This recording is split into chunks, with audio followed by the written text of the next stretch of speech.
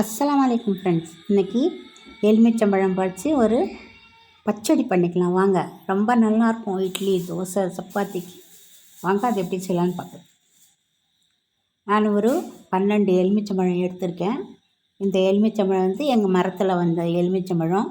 இப்போ இந்த காற்று அடிக்கிறதுல அந்த காற்றுல அந்த முள்ளெல்லாம் குத்தி அதில் ஒரு கருப்பு கருப்பாக டாட் இருக்கும்.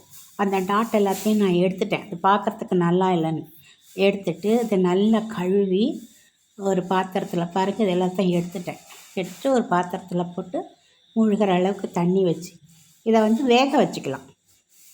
உப்பெல்லாம் போட வேண்டாம், சும்மா அப்படியே வேக வச்சுக்கலாம். நல்லா வேகட்டும். ஏதாவது ஒன்று எடுத்து குத்தி பார்க்கும்போது அது நல்லா வெந்திருக்கணும்.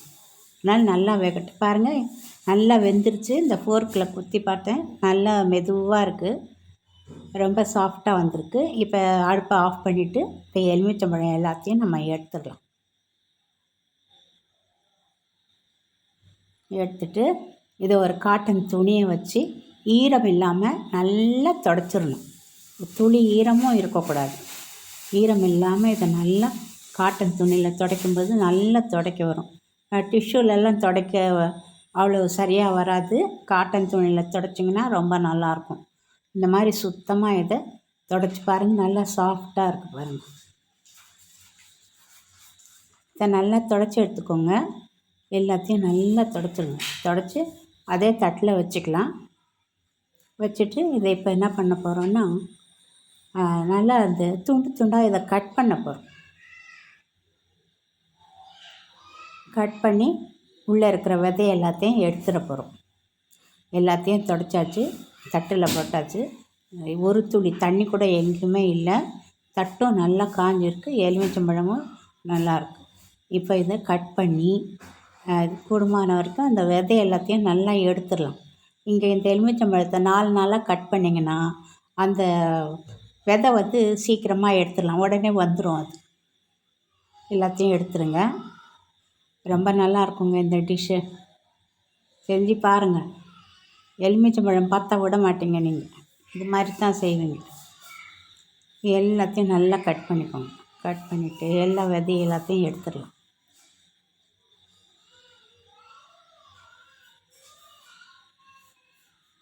எல்லாத்தையும் இப்போ நான் கட் பண்ணியாச்சு. விதையும் காட்டுறேன் பாருங்கள். அவ்வளோ விதை இருந்துச்சு, எல்லா விதையும் எடுத்துட்டேன். ஒரு விதை இல்லாமல் எல்லாத்தையும் எடுத்தாச்சு. இப்போ இந்த மாதிரி துண்டு துண்டாக இதை நறுக்காச்சு. கொஞ்சம் சின்ன துண்டாக நறுக்காச்சு. இதை அரைக்க போகிறோம், அதனால் துண்டு துண்டாக அரைச்சிருக்கோம். இது அரைக்கிறதுக்கு கொஞ்சம் கஷ்டமாக தான் இருக்கும். நல்லா நம்ம அரைக்கணும். அதாவது நல்லான்னா மாவாக அரைக்கக்கூடாது, கொஞ்சம் கொரன்னு அரைக்கணும். மிக்ஸி ஜாரில் நான் சேர்த்து இதை கொரன்னு அரைச்சி கொண்டு வந்துடுறேன். கொஞ்சம் கொஞ்சமாக தான் போட்டு சேர்த்து இதை அரைச்சிக்கலாம். இப்போ நான் எல்லாத்தையும் அரைச்சி கொண்டு வந்தாச்சு. இப்போ ஒரு கடாய் வச்சுருக்கேன். அந்த கடாயும் டிஷ்யூ பேப்பர் வச்சு நல்லா துடைச்சி விட்டுறலாம். அடுப்பு பற்ற வச்சுக்கோங்க. இப்போ பாருங்கள், நான் அரைச்ச விழுது அதே சரி சமமாக வெல்லம் எடுத்திருக்கேன். சரியாக அதே அளவுக்கு வெல்லம் எடுத்திருக்கேன். இப்போ இதை கடாயில் சேர்த்துக்கலாம். இதோட கூடயே வெல்லமும் சேர்த்துக்கலாம்.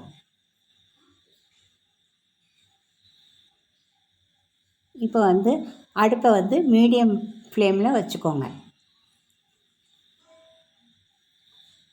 ஒரே ஒரு பட்டை, பெரிய பட்டை துண்டாக ஒரு பட்டை போட்டுக்கோங்க.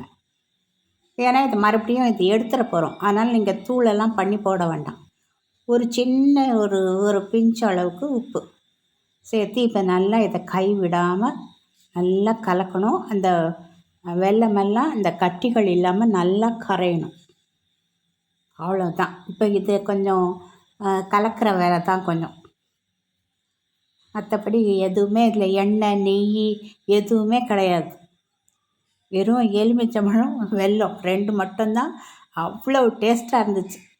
தோசைக்கும் இட்லிக்கும் சப்பாத்திக்கும் செம்மையாக இருக்குது. கண்டிப்பாக பண்ணி பாருங்கள், ரொம்ப நல்லாயிருக்கும். இப்போ கொஞ்சமாக மஞ்சப்பொடி சேர்த்துக்கலாம். சேர்த்து நல்லா கலந்து விட்டுக்கோங்க. பாருங்கள் எப்படி அது கரைஞ்சி வருது பாருங்கள். பார்க்கும்போதே ரொம்ப நல்லா இருக்குல்ல.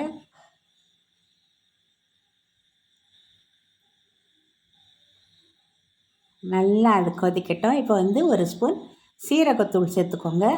வறுத்து பொடி பண்ண சீரகத்தூள் சேர்த்துக்கோங்க. சேர்த்தியத்தையும் நல்லா கலந்து விட்டுக்கோங்க. கலந்து விட்டுட்டு இப்போ இதில் வந்து நம்ம என்ன சேர்க்க போகிறோம்னா மிளகா பொடி சேர்க்க போகிறோம். ஒரு ஃபுல் நிறையா கோபுரம் மாதிரி எடுத்து மிளகா பொடி சேர்த்துருக்கோம், காரப்பொடி. இப்போ அதே அளவுக்கு காஷ்மீரி மிளகா பொடி சேர்க்க போகிறோம்.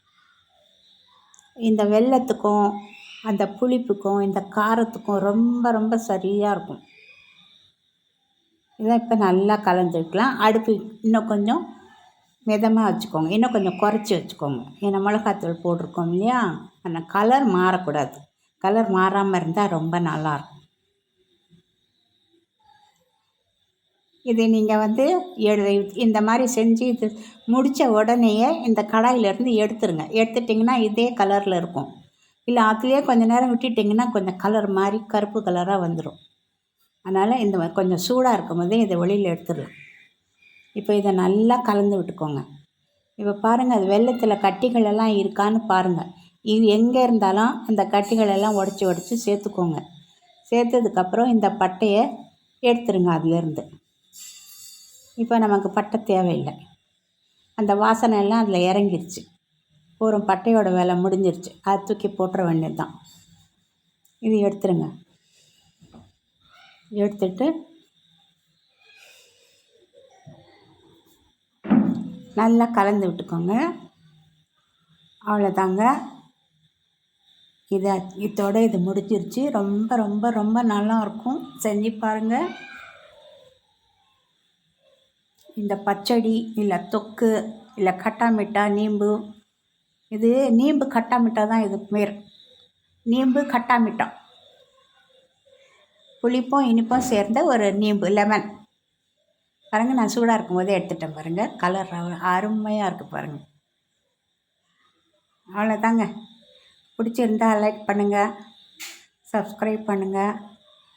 நீங்களும் செஞ்சு சாப்பிடுங்க.